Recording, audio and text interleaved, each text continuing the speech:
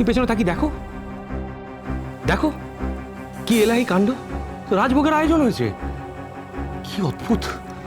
আরে বাবা, সবে তো দুদিন এসেছি, এত কথা হচ্ছে কেন? হ্যাঁ, আর টাকা পয়সার কথাই বলছি কেন?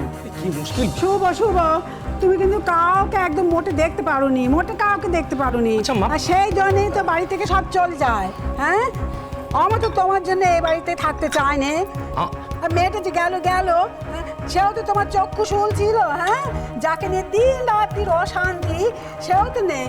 আমার জন্য লাল দাদু ভাই চলে গেছে, এমন ধারা কথা বললে না, দেখবে বাড়িতে প্রতিদিন যাবেন, লোক মোট থাকবে না। তোমার কথা শুনে আমি আশ্চর্য হয়ে যাচ্ছি শুভ।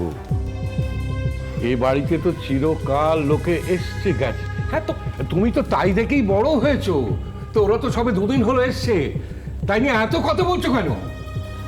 মুশকিল। আর যদি রাজভোগের আয়োজন হয়েও থাকে, সে ব্যবস্থা তো তুমি করোনি শুভদা, তাহলে তোমার এত অসুবিধে হচ্ছে কেন বলো তো?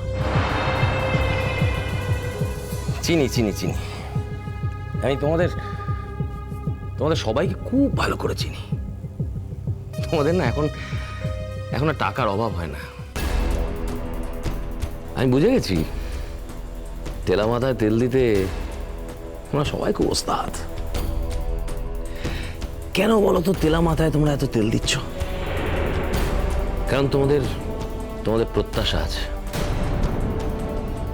ভাবছো বড় লোক, বড় চাকরি, খুব কিছু দেবে বোধহয়।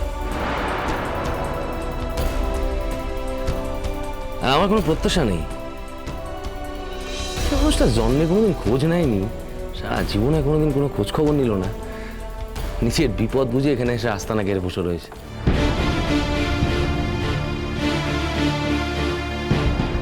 আর এখন তো শুনতে পাচ্ছি কেউ কেউ নাকি তাকে পার্মানেন্টলি থেকে যেতেও বলছে এ বাড়িতে। হ্যাঁ, আমি বলেছি।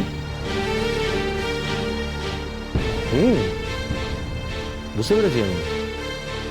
আসলে তোমার দরদটা তো অত্যাধিক না, খুব বেশি দেখতে পাচ্ছি।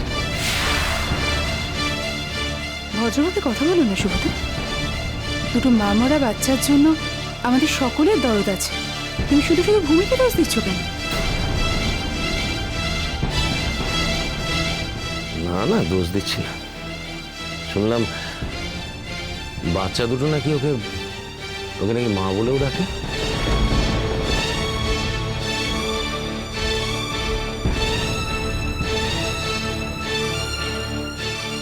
ডাকে তো, তাতে তোমার কি?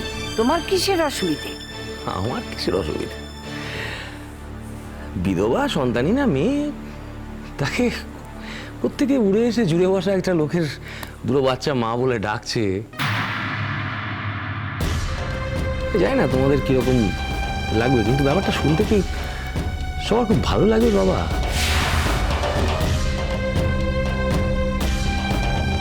আচ্ছা শুভ, তুমি কি অশান্তি ছাড়া বাঁচতে পারো না? হ্যাঁ, তুমি বিভিন্ন সময় বিভিন্ন ইস্যু তৈরি করে এ বাড়িতে অশান্তি করেছো। তা এখন কি এই বিষয়টাই তোমার কাছে অশান্তি নতুন খোরাক হলো? হ্যাঁ, জীবনে কোনো কিছু সহজভাবে নিতে পারো না কেন? দেখো বাবা, আমি অন্যায় একদম সহ্য করতে পারি না, একদম দেখতে পারি না। ওসব সহজ কঠিন এত কথা আমি বলতে পারবো না, এত কিছু বুঝিও না। তুমি ওকে একটা কথা বলো তো, মার কাজিন ব্রাদারের নাতি, আচ্ছা তার সঙ্গে আমাদের কি সম্পর্ক যে সে হঠাৎ করে এখানে এসে থাকতে শুরু করলো? আস্তে কথা বলো শুভ, অতিথিরা কিন্তু বাড়িতেই আছে। ছেলেটি অল্প বয়সে স্ত্রী মারা যাওয়াতে একই মনমরা হয়ে আছে, তারপরে যে কথাগুলো কানে যায়, আমাদের তো লজ্জার সীমা থাকবে না। তোর না হয় লজ্জা সরম নেই, কিন্তু আমাদের তো লজ্জা সরম আছে। আমাদের একটা সমাজ আছে, এসোজন বসেজন নিয়ে আমাদের ঘর করতে হয়। তুই কি তোর মতো সবাইকে ভাবিস? দেখোছো দেখোছো দেখোছো দি, কোনোদিন আমার বাপের বাড়ি থেকে কেউ এসে দু মুঠো ভাত খায়নি কম মোটে, আর আজ আমার নাতি এসেছে বলে কত কথা শুনতে হচ্ছে। দেখোছো গিন্নি পারো বটে, ও কথা শোনালো আর তুমি শুনলে। আরে বাবা, তোমার বাপের বাড়ির লোক যদি আমাদের বাড়িতে এসে থাকে, যদি সারা জীবন থেকেও থাকে, তাহলে কি? তারপর আমাদের বাড়িতে থেকেছে, ওদের বাড়িতে তো থাকতে চায়নি, বরং ওরাই তো আমাদের বাড়িতে থাকে। আমি তো বুঝতে পারি না ওরা এত কথা বলে কেন।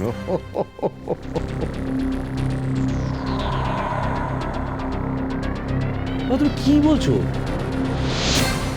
ওটা ভুলে যাচ্ছ তুমি। তুমি তোমার নিজের ছেলের সঙ্গে যারা এসছে তাদের তুলনা করছো। আমি বুঝতে পারছি না তুমি কি বলছো।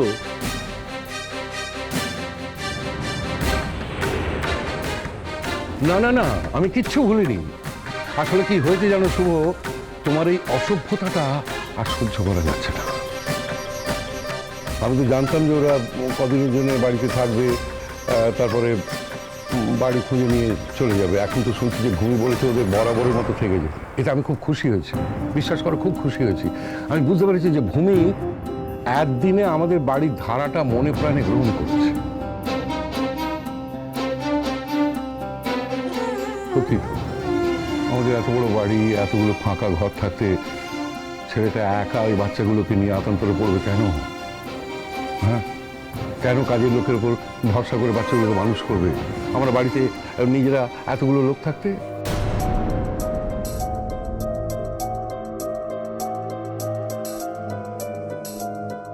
আর সবচেয়ে বড় কথা, বাচ্চাগুলো ভূমির খুব ন্যাওটা হয়েছে, ভূমিকে ওরা খুব পছন্দ করে। আর ভূমিও তো দেখি কি সুন্দর সারাদিন ওদেরকে নিয়ে মেতে থাকে। আমার তো মনে হয় যা হয়েছে সেটা ভালোই হয়েছে।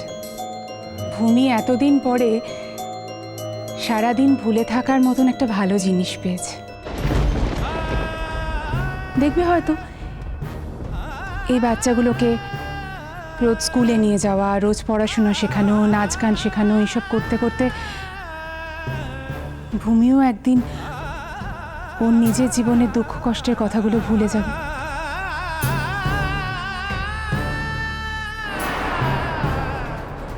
তোর কি একবারও মনে হলো না ভূমি এই নিঃসঙ্গ জীবন নিয়ে সারা জীবন কি করে কাটাবে?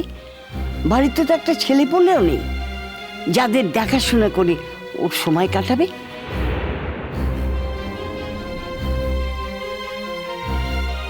ঠাকুর যখন বর দিয়েছেন, দুটো বাচ্চা ওর কোল জুড়ে বসেছে, তাদের তুই এত বাধা দিচ্ছিস কেন?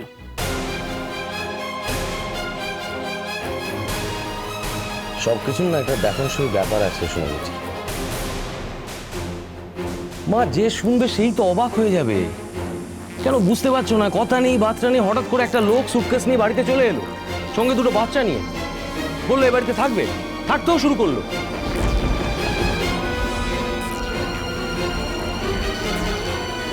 হয় না মা, এটা হয় না। ভূমির যদি বাচ্চার এতই শখ থাকে তাহলে হোম থেকে নিয়ে এসে বাচ্চা মানুষ করুক না। কে বারণ করেছে? আমি এটুকু বলতে পারি মা, যেটা হচ্ছে সেটা ভালো হচ্ছে না। আমার তীব্র আপত্তি আছে এতে, ভালো লাগছে না আমার এগুলো।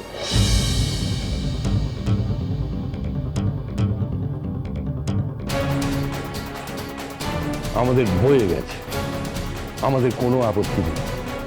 বরং সম্রাটকে আজকে বলবো ও যেন ফার্দার আর কোনো বাড়ি খোঁজার চেষ্টা না করে।